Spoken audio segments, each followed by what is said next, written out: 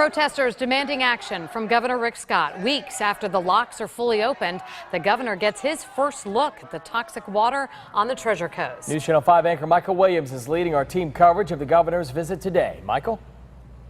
Good evening to you, Jay and Kelly. One of the things people are angry about is that the locks are not fully open today. Many of the people who live around here say they were going full bore yesterday, but the locks were partially closed, they argue today. Billions of gallons coming through each day. They're saying, why was that done on the day the governor arrived? Governor Scott, for his part, had plenty to say.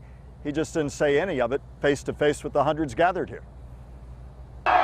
Fenced out and frustrated, Treasure Coast residents could only shout and watch from a distance as Governor Scott rolled right by. Were you now going to go spend time and listen to the voices of the people out there that you represent? Gosh, I've been governor now for a little over 2 years, 2.5 years. I focused on water issues the entire time. The Army Corps of Engineers showed the governor the locks where fouled Lake Okeechobee water runs nonstop. The federal government's got to stand up. We're paying our taxes. This is so unfair to Florida citizens. We pay our federal taxes.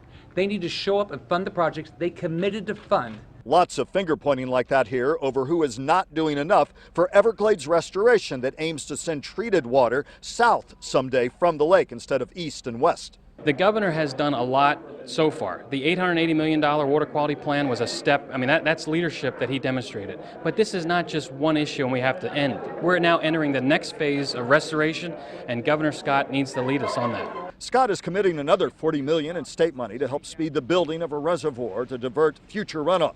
The Army Corps of Engineers is not happy that he scolded them in a letter for not doing enough to date. We were a little bit disappointed because we thought the partnership with the state was very strong. If we did nothing to release it someplace, the lake would have risen 1 to 2 feet. We would be in excess of 17 to 18 feet right now, which puts us at significant risk of a failure. And all these frustrated people, well, they got zero up-close FaceTime with the governor. I asked him why.